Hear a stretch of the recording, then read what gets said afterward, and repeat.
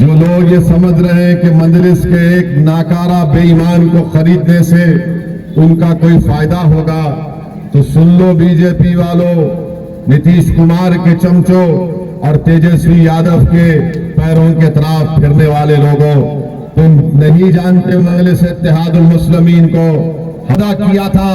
बताओ, तुमने तो अपना ईमान बेचकर चले गए और मजलिस पार्टी के उम्मीदवार को आपने वोट देकर यहां से विधायक बनाकर भिजाया।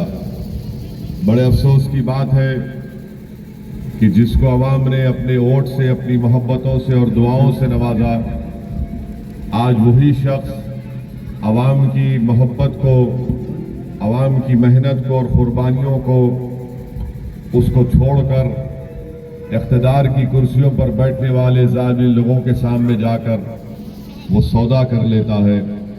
मैं आपसे माजरत भी चाहने आया हूं कि आप और हमने एक ऐसे शख्स के लिए मेहनत की, जुस्तजू की, जो हमारे भरोसे के ऊपर नहीं उठा, जिसने ना सिर्फ सीमांचल की जनता को बल्कि बहादुरगंज की आवाम को धोखा दिया, जिसने हम तमाम को हमारे जज्बात का सौदा इख्तिदार की कुर्सियों में बैठने वालों के पास जाकर कर लिया, जिसने अपना ईमान चंद पैसों के लिए बेच दिया। मगर मैं आपको इस बात का तयख्खुन देने आया हूं कि मजलिस इत्तेहादुल मुस्लिमीन की सियासी सफर का आगाज बिहार में सीमांचल की सरजमीन से शुरू हुआ और इंशाअल्लाह ताला अल्लाह जब तक जिंदा और बाकी रखेगा, हम सीमांचल के इंसाफ की लड़ाई लड़ते रहेंगे। मैं आपको ये बात भी बताना जरूरी समझता हूं कि आज बिहार में पर नीतीश कुमार की सरकार है और तेजस्वी की पार्टी की सरकार है। इन दोनों ने मिलकर मजलिस के इन 4 विधायक को खरीदा। आप अंदाजा लगाइए कि चाहे तेजस्वी यादव हो या नीतीश कुमार हो, नीतीश कुमार को इस बात से कोई तकलीफ नहीं है कि कोई कुशवाहा या कुर्मी नेता बन जाए। तेजस्वी यादव को इस बात की कोई तकलीफ नहीं है कोई यादव नेता बन जाए। भाजपा को इस बात की कोई तकलीफ नहीं है कि कोई ब्राह्मण या भूमियार या ठाकुर नेता बन जाए।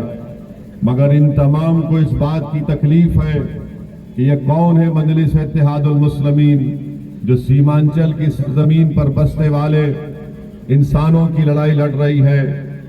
कभी भी इस बात को बर्दाश्त नहीं कर पा रहे हैं कि सीमांचल की इंसाफ की आवाज उठ रही है, सीमांचल की जनता में एक तब्दीली पैदा हो रही है, सीमांचल की जनता के लिए आगे बढ़ रही है, सीमांचल की जनता अपने नौजवानों के रोशन मुस्तकबिल के लिए मजलिस का साथ दे रही है।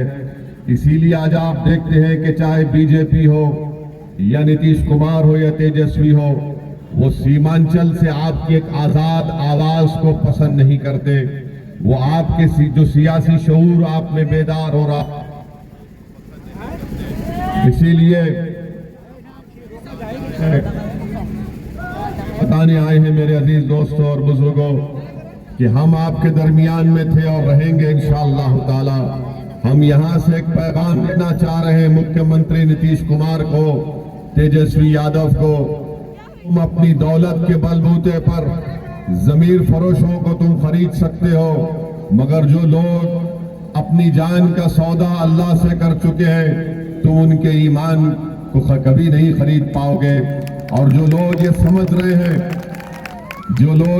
रहे हैं कि मजलिस के एक नाकारा बेईमान को खरीदने से उनका कोई फायदा होगा, तो सुन लो बीजेपी वालों, नीतीश कुमार के चमचों और तेजस्वी यादव के पैरों के तरफ फिरने वाले लोगों, तुम नहीं जानते मजलिस इत्तेहादुल मुस्लिमीन को। हम बताएंगे तुमको, सीमांचल का इंसाफ लेकर रहेंगे। तुम जो बिकते हैं उनको खरीद सकते हो, मगर सीमांचल की जनता अपना ईमान बेचने के लिए तैयार नहीं है। हम लड़ते आए और लड़ते रहेंगे।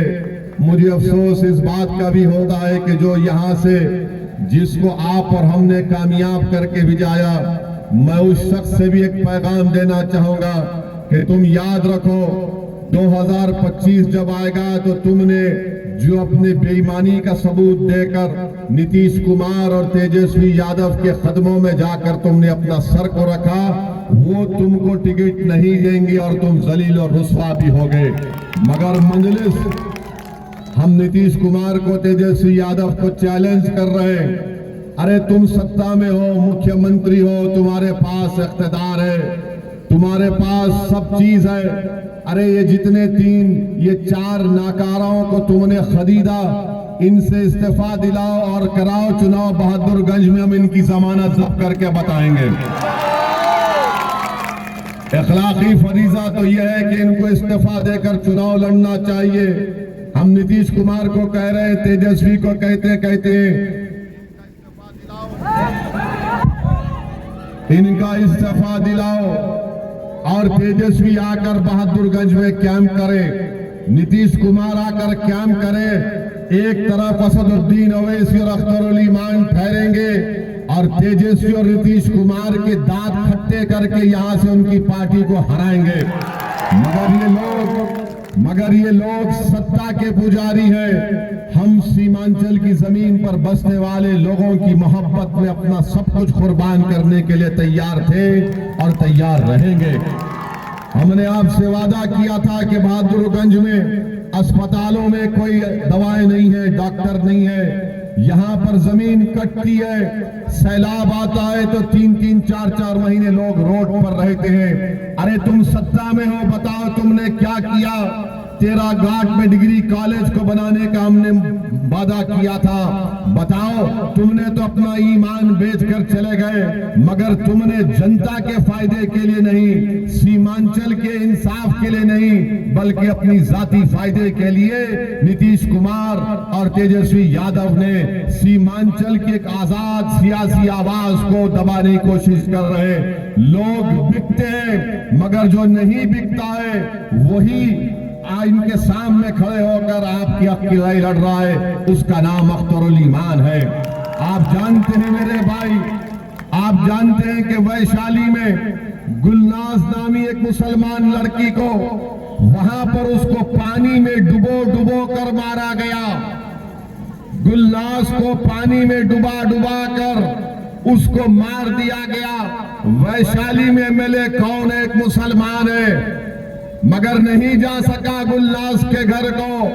अख्तर उल ईमान जाते हैं गुलनाज के घर को, तो एमएलए क्यों नहीं गया गुलनाज के घर को? क्योंकि मारने वाले जो लोग हैं उनका ताल्लुक तेजस्वी यादव के परिवार से है।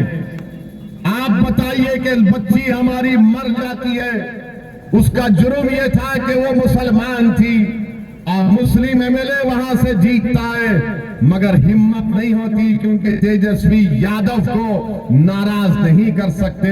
अख्तर उल ईमान गुलनाज से मिलने गए। सीवान में रिजवान नामी एक 8 साल के बच्चे को उसके गले में रस्सी डालकर घर से घसीटते ले जाकर थाने में 8 दिन रखा गया।